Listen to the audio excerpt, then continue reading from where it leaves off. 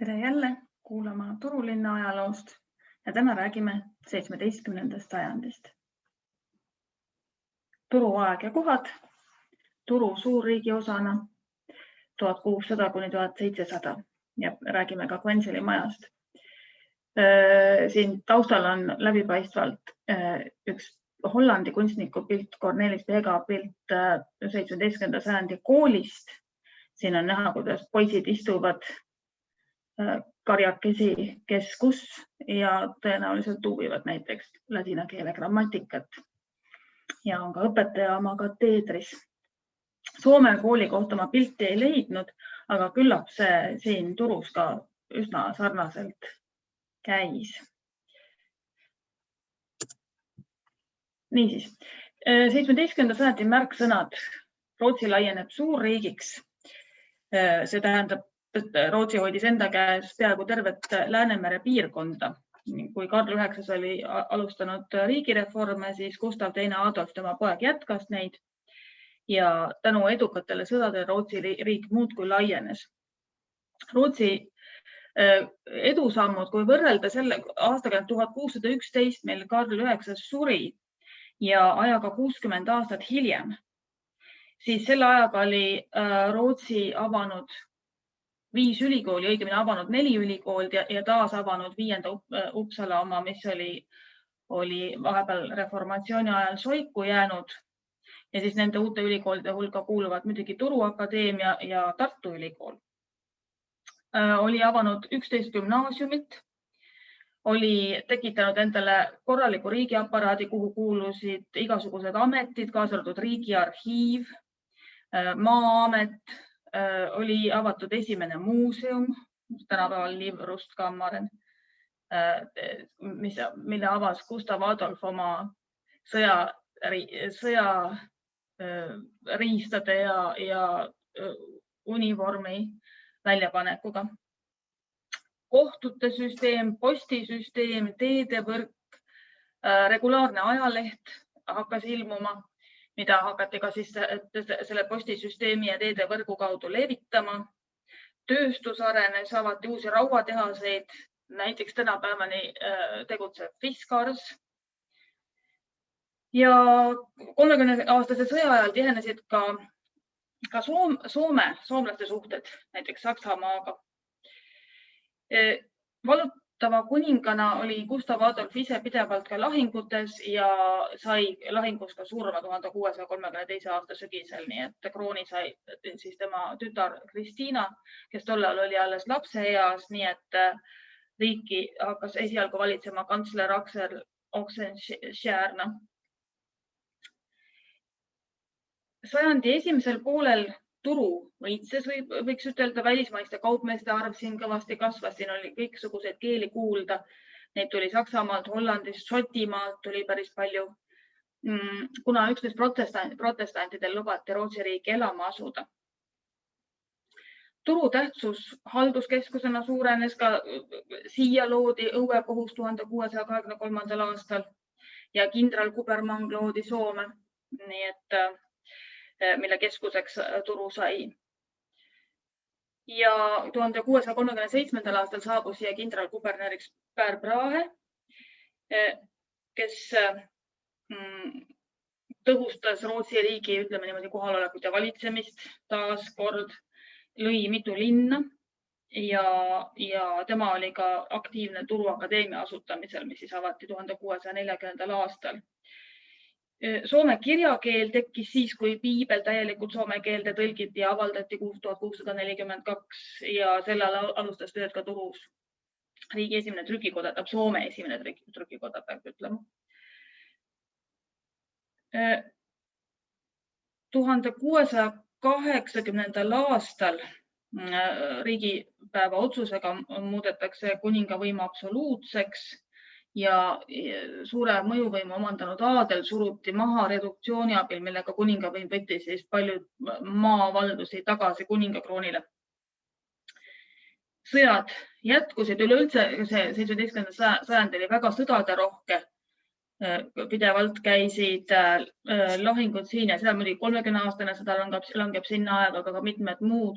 Samuti olid mitmed näljahädad nii sajandi alguses kui ka sajandi lõpus, päris esimesed 3 aastat ja viimased 3 aastat olid just siin Soome alal suured külmad hallad, mis hävitasid vilja ja mis tähendas seda, et eriti just sajandi lõpu aastatel siin Soomes umbes 500 000 elanikust suri vaata et 1/3 näljahädade.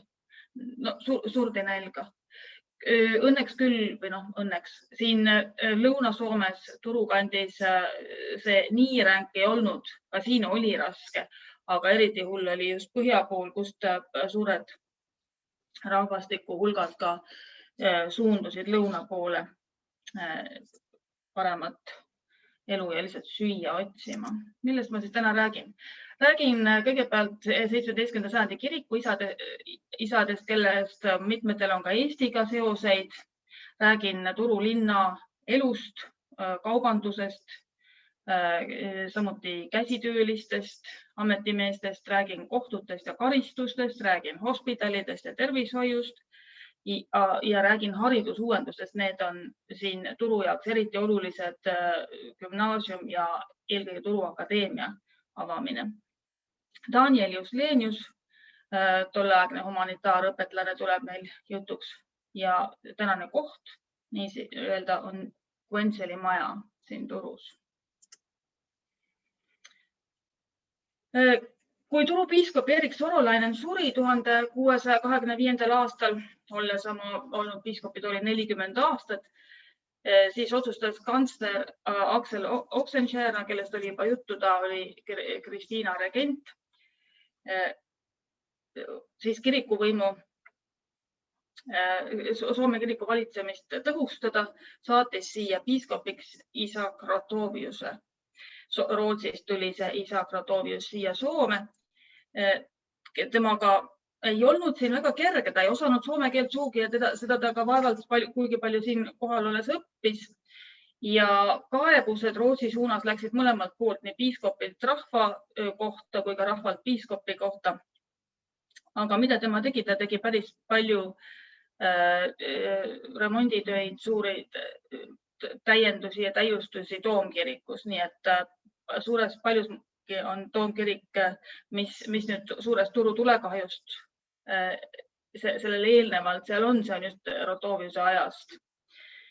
Nii et uus kivikatus, kõigi pühakute koori uus võlv, mis oli ühe suure tulekahju all kokku langenud, uus tornikiiver, kell ja eelkõige, mis on tänaseni näha, keskaegne peaaltar viidi sinna, kus on praegu kirikus altar, ja siis tekkis selline suur barokkperspektiiv kirikusse. Ja ehitati ka kangaiste kabel, see on nüüd kiriku kõige uuem kabel, see on see, kus paikneb tänasel päeval Karin Monstotteri sarkofaag. Rotoviuse järglased Luteri kiriku hingekarjastel olid leebemad, isa ja poeg Johann Getzelius, kes olid kokku üle 50 aasta vist piiskopi toolil. No igatahes juba 18. sajandini välja. Ma näitan nende pilte ka, nad on siin sellised toredad. Johann Getzelius vanem, see vasakpoolne, tema kaitses muuseas Tartu Ülikoolis magistrikraadi 1641. aastal ja oli seejärel kuni 10. lõpuni Tartus kreeka keele ja idakeelte professor.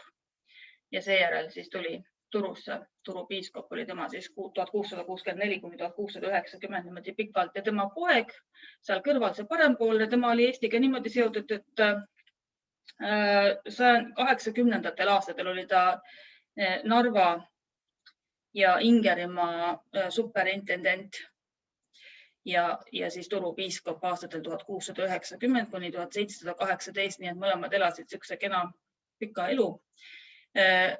Getzelius vanema ajal tabas Turut üks järjekordne suur tulekahju 1681, mis väga palju hävitas sellest Rotoviuse tehtud ehitustöödest. Ja siis muidugi kirik ehitati uuesti üles ja soetati uued pingid, uued rõdud, alabastrist ristimisnõu, mida Daniel Juslenius kirjeldas kui Euroopa uhkeimat ja uue altarimaali. Nii et siis saigi Toomkirikus selline oma ainulaadne tervik, millisena ta on mõningas mõttes ka praeguseni säilinud. 18. sajandil tehti kiriku jaoks väga vähe, nii et siis kirikule põhimõtteliselt annetusi ei tehtud ja järgmised ehitustööd toimusid alles 19. sajandil. Turu linn, linna uus õitseng. Kui me nüüd vaatame siin seda linnaplaani, siin on tegemist vanima turust säilinud kaardiga, mille siis 1634. aastal joonistas Olav Kangius. Ja seda linna siin piirab, nagu te näete, siin on piir ümber, eks ole, see on tollimüür. Tollimüür, kus oli 3 väravat, Hämen tulli, Hämen tee peal, Uudenmaan tulli, Uudenmaan tee peal ja Aningaisten tulli. Nii et kõik, kes tulid linna kaubitsema, pidid tolliväravatest läbi minnes registreerima oma kauba ja maksma tollimaksu. Nii et piir, linna ja maa vaheline piir oli väga selgelt sellega ära määratud. Elanike arv oli umbes 3400 sajandi alguses ja inimesed elasid enamasti puitelamutes. Need olid puidust suitsutared põhimõtteliselt. Kesklinnas muidugi oli aadliperekondade kivielamuid ja Toomkiriku ümbrus oli tollal veel täiesti selline keskaegselt selline tänavate rägastik või labürint. Ja kui Pär Brahe siis 1637 Turusse saabus, tõi ta kaasa ka mitmeid selliseid edumeelseid ideid, kuna Rootsi oli siis juba selline Euroopa suurriik, siis pidid ka Rootsi linnad olema esinduslikud, seal pidi olema selge plaan, tänavate võrgustik. Nii et seda soovis Brahe siis rakendada ka Soomes.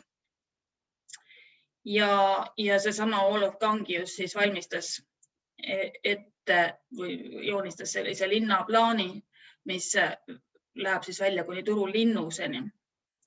Ja tuli ka appi teisi linnainsenere tolleaegsete arusaamade kohaselt, no siis oli juba baroksed ideed, nagu ma juba enne mainisin, barokkperspektiivi, siis ka linnas pidi ideaalis suur sirge tänav lõppema mingisuguse monumentaalse ehitisega, milleni siis viib selline ilus vaade. Kahjuks sellist asja ei olnud võimalik teha linnusest Toomkirikusse viiva tänavaga, kuna jõgi ju, nagu te kaardi pealtki näha võite, keerab, nii et uus Kuningataren kadu või Kuninganna tänav, nagu talle nimeks anti, viis Muldavieru alale, mis on siis jõe lääne pool Toomkiriku vastas. Ja jõe äärte ehitati ka, või veel päris ei ehitatud, aga kõigepealt planeeriti loomulikult selline Herrekanten nime saanud kvartal, kuhu siis said endale krundid linna koorekiht nii-öelda, eelkõige rüütlid ja aadlikud ja ka Pär Brahe ise, samuti õuekohtu president Jöns Kurk, kes seal oli linnapea ja raehärrad ja niimoodi olid siis seal Herrekantenis ehk härraste kandis, võiks selle kohta eesti keeles öelda.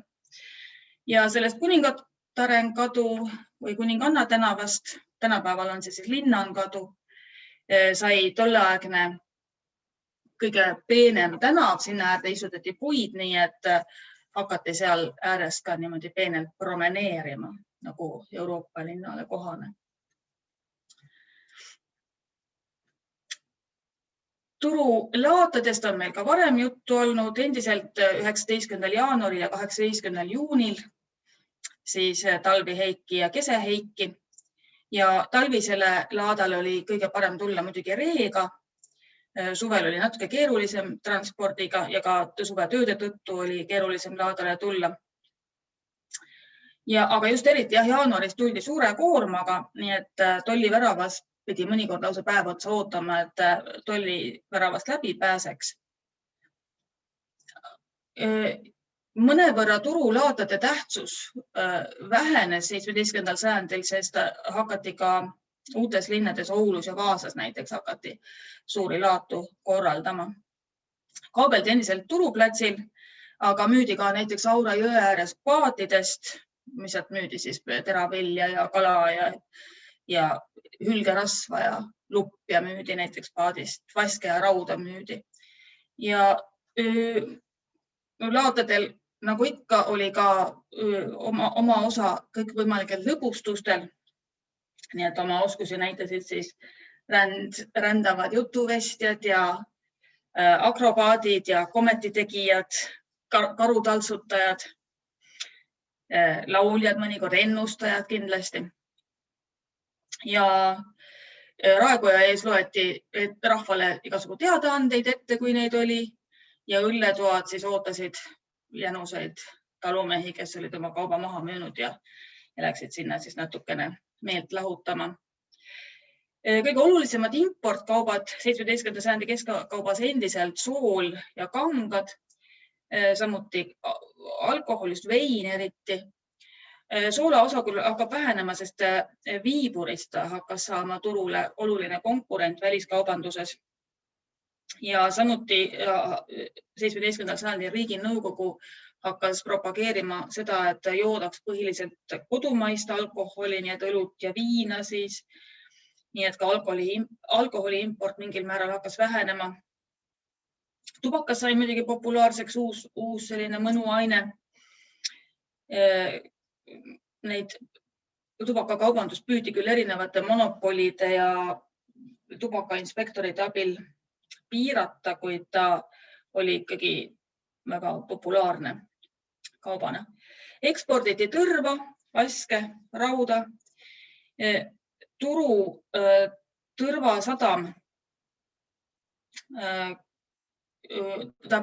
sai 17. sajandil oluliseks tõrvasadamaks siin Pigisaaris, Hirvensalus hakati tõrva tootma ja ka seda sealt välja vedama.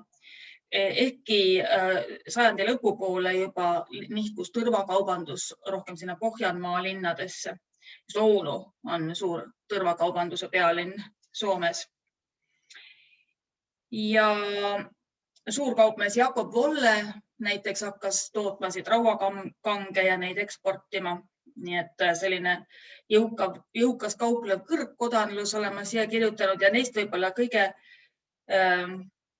kuulsamaks sai Peeter Tuurvörste, kes on ka Fiskarsi asutaja. Palju oli välismaalasi selle jõuka kaupleva kõrgkodanluse hulgas. On teada, et 1638. aastal oli turus 17 saksa, üle 10 šoti ja ka mõned Hollandi suguvõsa või perekonda. Eriti oli muidugi Holland tol ajal väga kõva tegija, nii et 4/5 vist umbes laevadest, mida siin näha oli turusadamas, olidki Hollandi lipu all. Muidugi jällegi sõda, 30-aastane sõda kõike natuke ka raskendas, aga pärast Vestfaali rahu pääses Rootsi riik erilisse hiilgusse.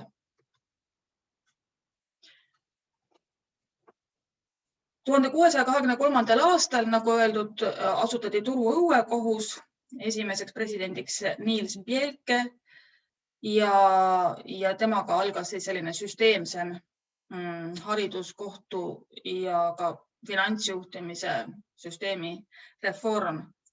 Pärast kohe järgmisel aastal muide ka Tartusse õuekohus ja ka mõnda muusse Rootsi riigi paika.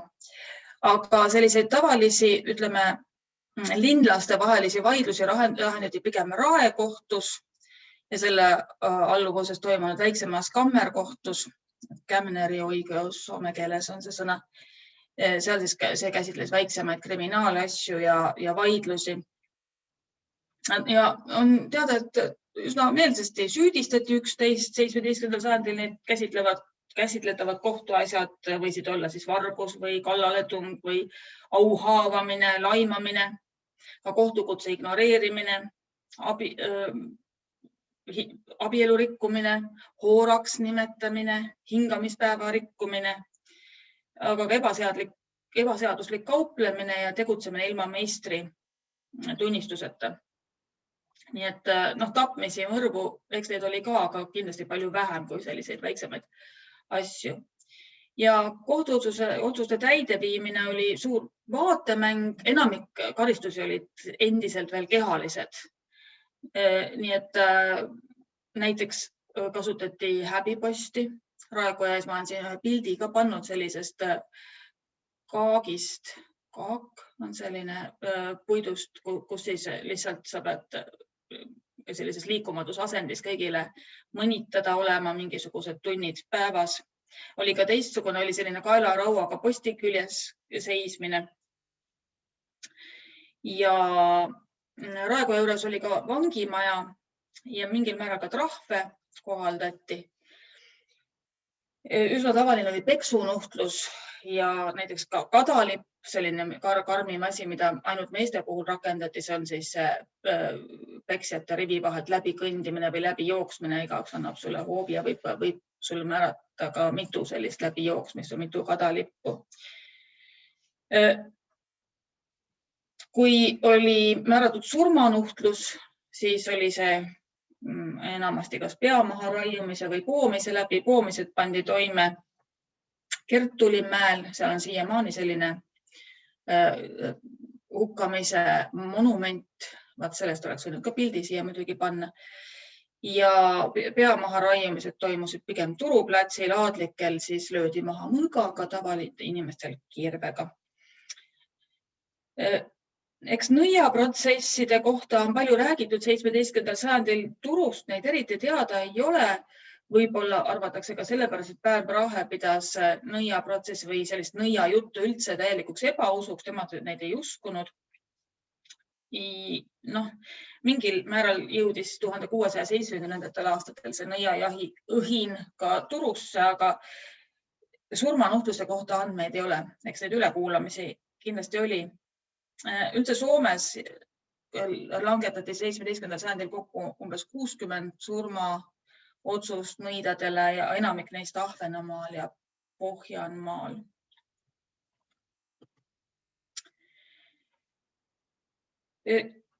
Meil on teada Püha Vaimu maja ja hospital kesklinnast ja 1619. aastal käskis Gustav Adolf siis kogu selle hospitali üle viia Seili saarele, siin Turu saarestikus. Sinna paigutati leeprahaiged, vaimuhaiged ja teised sellised kroonilised haiged. Sinna Seilisse ehitati kirik ja hospital ja samamoodi viidi Püha Jüri leeprahaiged Seilisse. Nii et need hooned põletati maha, nagu ma aru saan, mitte lihtsalt ei lammutatud, vaid põletati maha. Ja kohe tekkis selle tagajärjel ka selline suurem hulkuva rahva hulk linnas, kuna enne olid need hospitalid ka teatud mõttes kodututele öömaja pakkunud. Nii et 1640. ehitati uus hospital jõe idakaldale, Soogeri maja nimeline. See põles juba paarkümmend aastat hiljem maha. Ja siis jaanuaris 1671 tegi tollane linnapea Johann Schäffer ettepaneku ehitada nii uus haigla kui ka kirik ning võttis selle töö enda peale koos paari kompanjoniga. Nii et hoone projekteeriti praeguse Sairashoone ja Linnankadu tänavate nurgale. Sellest siis ka Sairashoone on kadu nimi, mis tähendab siis Haigemaja tänav.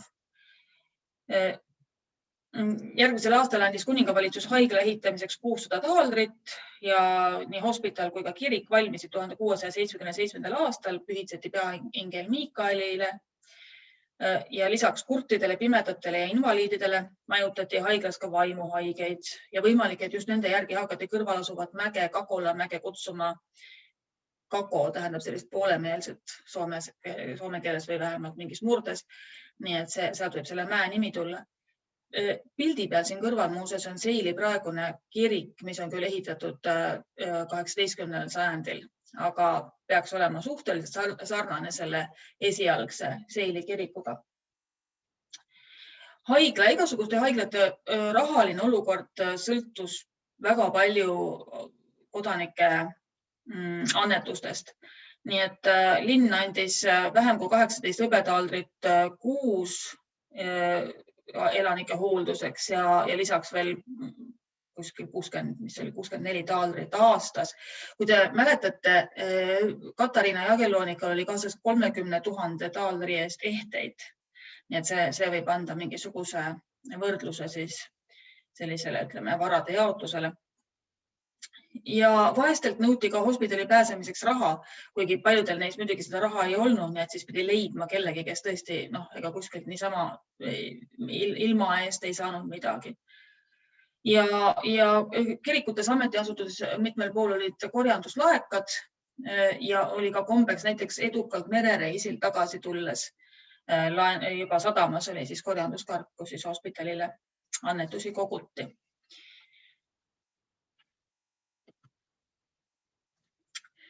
1614. aastal reisis noor Gustav Adolf Turust läbi, oli mõned päevad Turu linnuses ja tema linnuses viibimise ajal 19. aprillil puhkes pealinnuses tulekahju, mis linnuse nii hullusti hävitas pealinnus, et see jäi mitmeks sajandiks lausa viisakast kasutusest välja, ütleme niimoodi, et hiljem olid seal mingisugused hoidlad ainult. Ja 1616 Gustav Adolf küll viibis veel korra, pidas linnuses lausa 3 kuud õhukonda, aga siis ta viibis eeslinnuses, nii et eeslinnus oli siis, jäigi selliseks, ütleme, residentsi paigaks. Sinna kolis ka 1637. aasta novembris Per Brahe, kes saabus Turusse koos oma abikaasa Kristiina Stenbockiga. Ja Brahe üldiselt ei viibinud Turus kunagi mingit pikki aegu. Ta kas oli oma ringreisidel, ta käis mööda Soomet ringi kontrollretkesid tegemas või reididel või kuidas neid nimetada. Ja viibis ka 1640–48 pikalt hoopiski Rootsis, ta oli regentvalitsuse liige.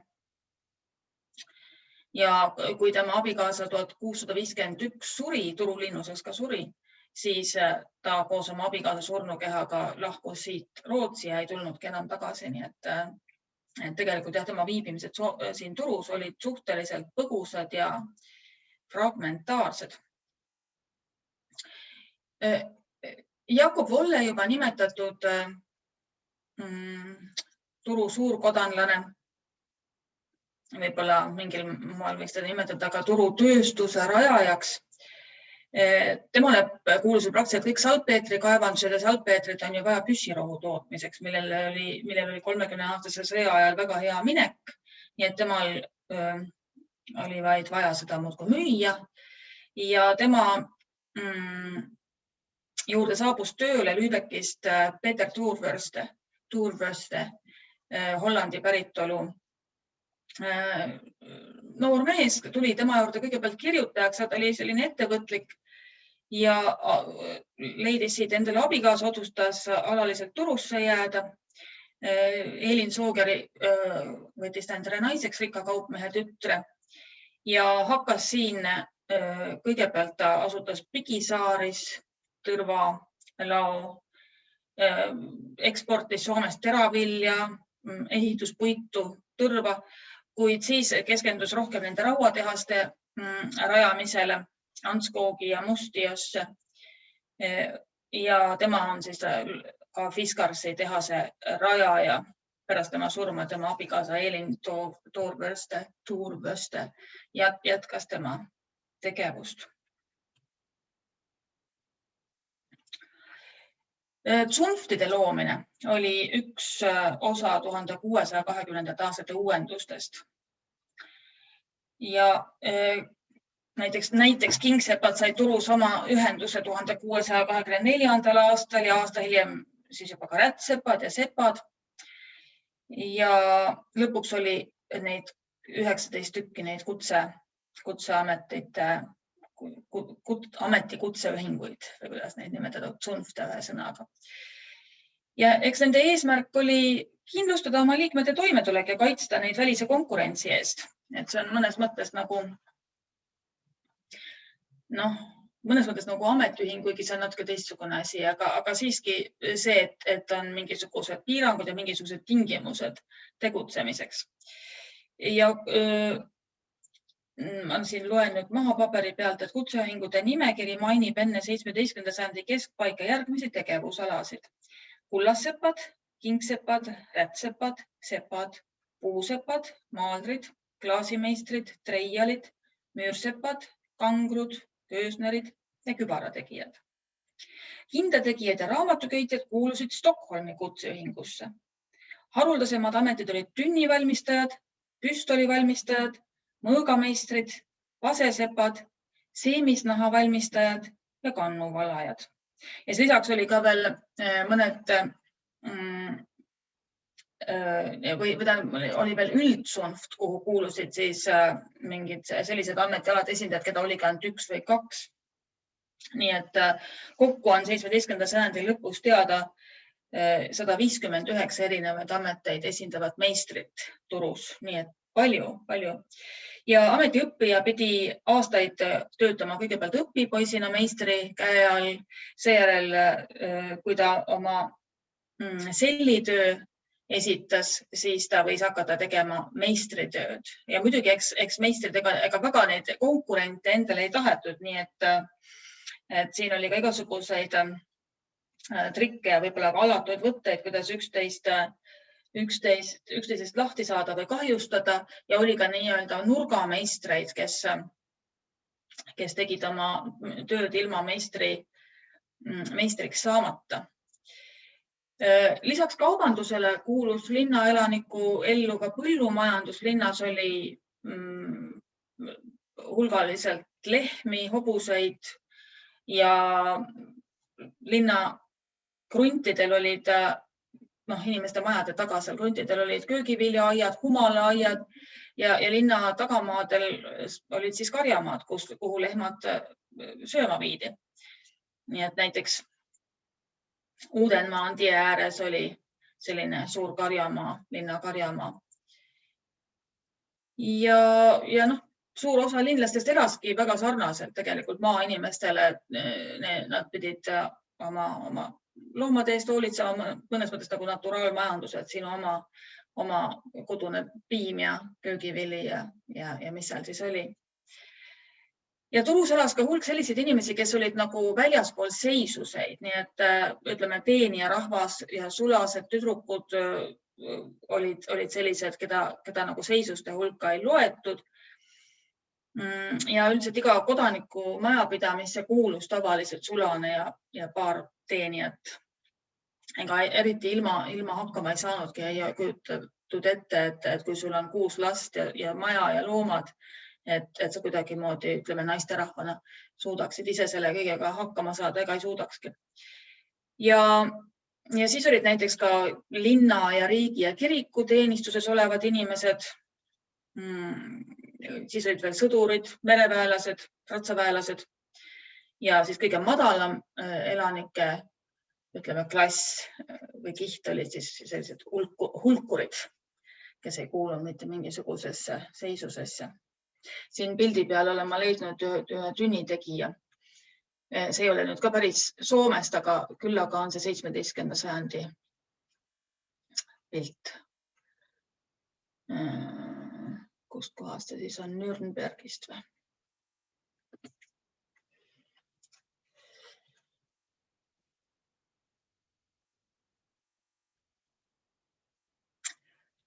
Turukool.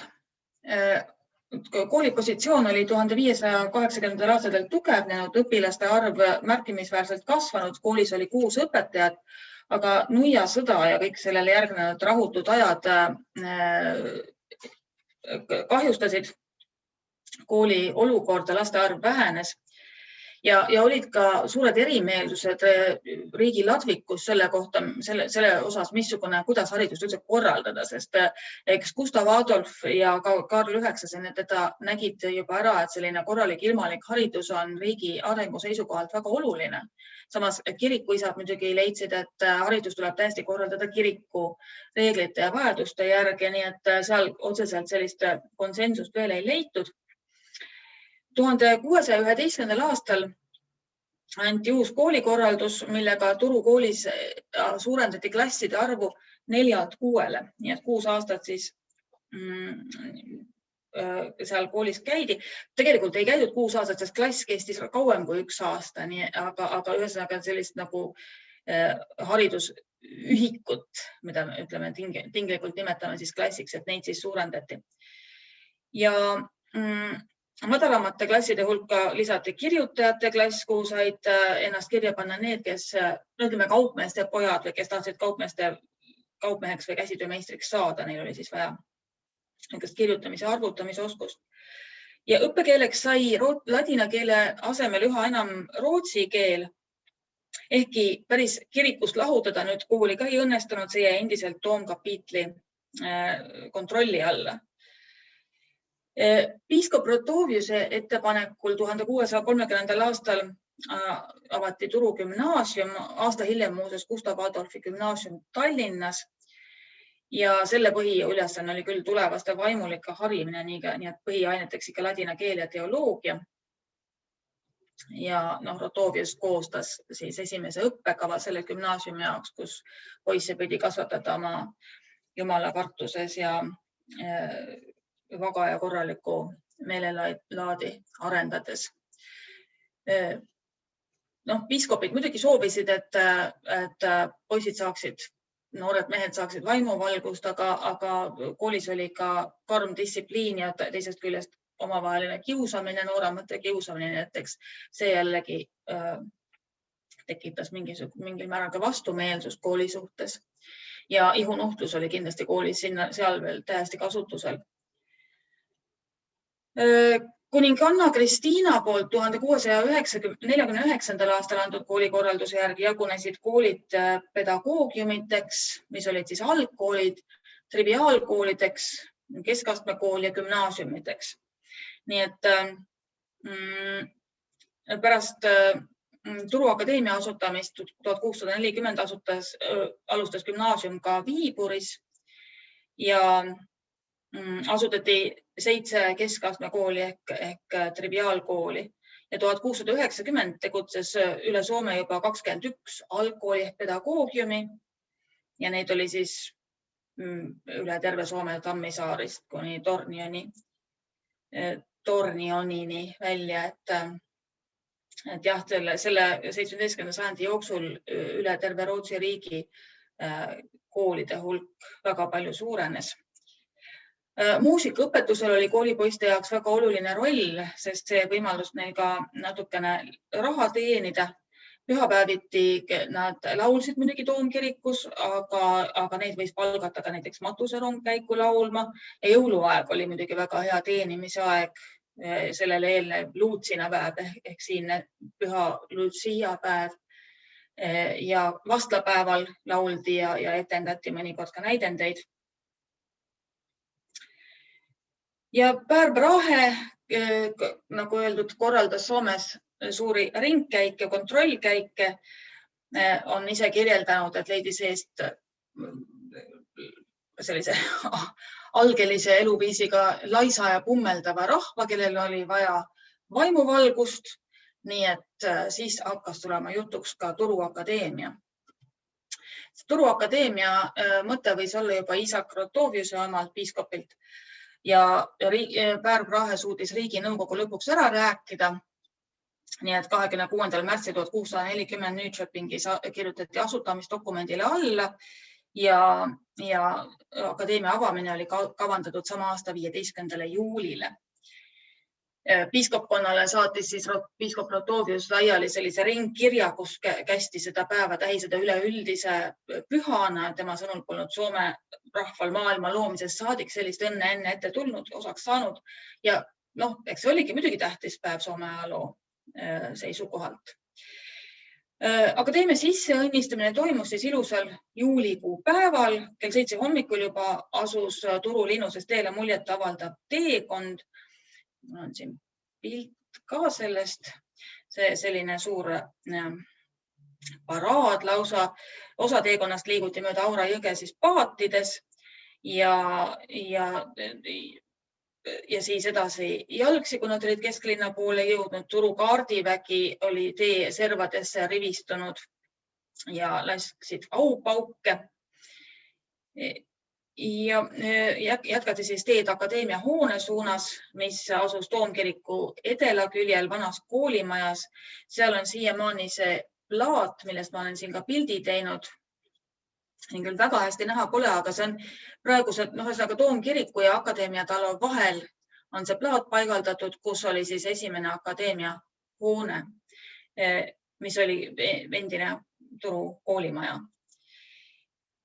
Ja peeti kõnesid, nii et Pär Brahe kiitis oma kõnes Soomemaa ilu ja laitis hariduse allakäiku ja avaldas lootust, et Akadeemia muudab olukorda ja esimeseks rektoriks õnnistati siis professor Eskil Petreus ja piiskop Rotovius sai Akadeemia asekantsleriks, nagu see oli üldiselt kombeks, et kohalik piiskop on siis Akadeemia asekantsler.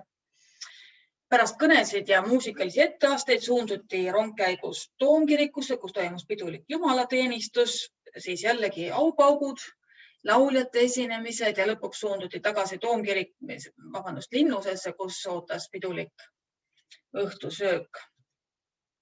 Nii et siin selle keskmise pildi peal tõenäoliselt siis Albert Edelfelt on need pildid maalinud 20. sajandi alguses ja keskel on siis näha Pär Brahe uhkelt kõnnib ja paremapoolse pildi peal vaimulikud ja siis arvata võib, et tulevased professorid ja võib-olla ka üliõpilased.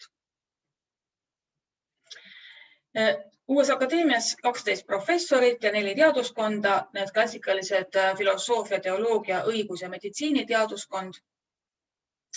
Nii et 2 hoonet olid Toomkiriku lääneküljel, mis võeti akadeemia kasutusse ja sinna tuli siis ka ülikooli raamatukogu.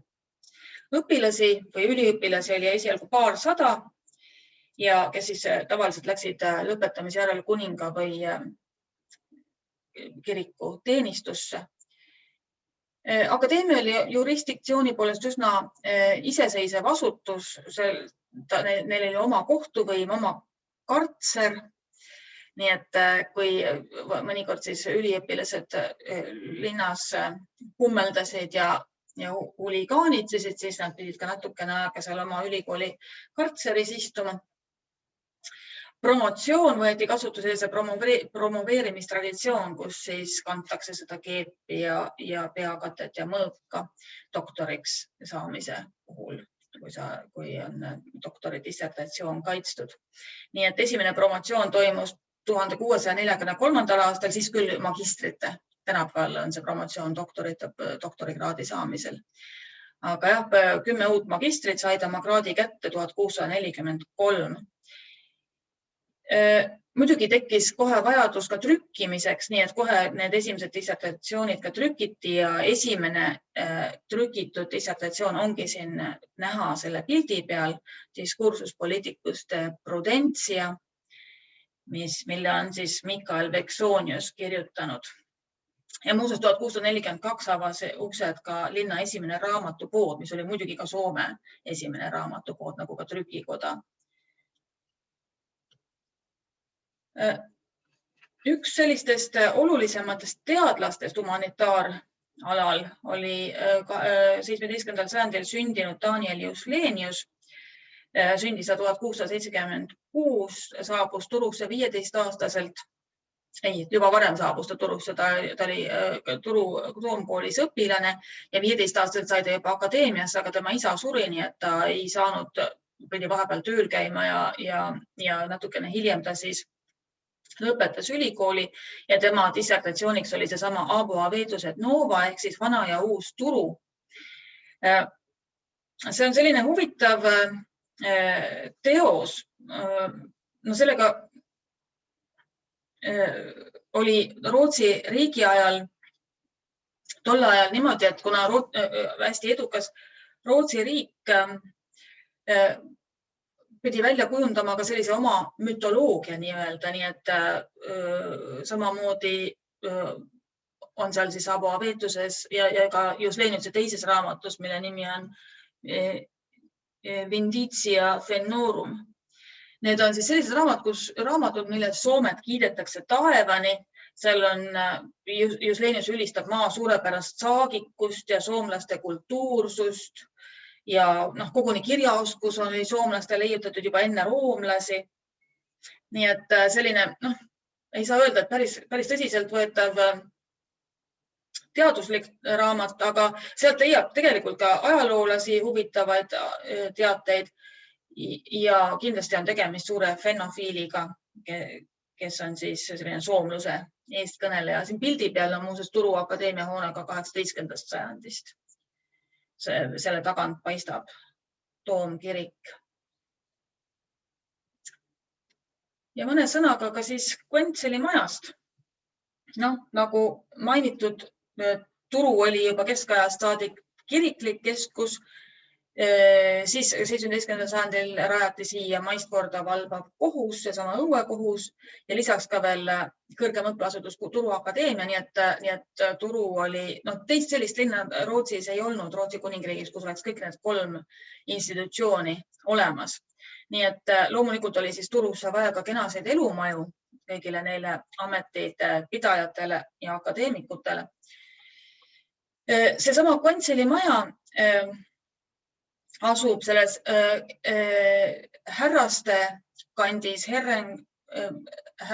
Herrenkant või Herrainkulma soome keeles, mille nimi tänapäeval on Fortuna kvartal.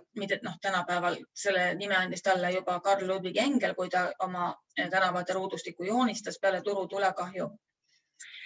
Ja tegemist on siis Turu vanima säilinud puitehitisega. Selle ostis õuekohtu assessor Wilhelm Kventsel 1695. aastal, nii palju on teada, et ta ostis selle Petrus Haanilt ja omas seda kuni aastani 1726, mil ta vist suri ja siis maja müüdi edasi. Isoviha järel ehk Vene okupatsiooni järel 18. sajandi alguses oli küll maja seisukord nii kehv on dokumenteeritud, et ta on põhimõtteliselt varemetes või ühesõnaga elamiskõlbmatu. Nii et ei ole täpselt teada, kui palju nüüd sellest, mida me siin näeme, on 17. sajandist, aga siiski kelder kindlasti ja ka stiililt on ta suhteliselt selline 17. sajandi. Kui te näete siin kõrvalt on näha, kuidas fassaad on suhteliselt kitsas võrreldes sellega, kuidas kõrvalhooned või need tiibhooned lähevad pikalt krundi sügavusse. Ja siin on näha selle maja õu, siis sealt õue teisest otsast vaadates, ta läheb kuni linnan kaduni välja. Siis Ländise randakadu äärest. Turu suures tulekahjus ja 18. sajandil ostis selle endale linnaarst Pipping, nii et praeguseks sisustatud muuseumi ruumid seal sees näitavad just seda Pippingi aegset 18. sajandi linnakodaniku, näitan natuke neid pilte ka, sellised eluruume. Seal on minu meelest eriti tähelepanuväärsed on all vasakul pildil näha olev tapeedi fragment. Need on siis tekstiiltapeedid, mis on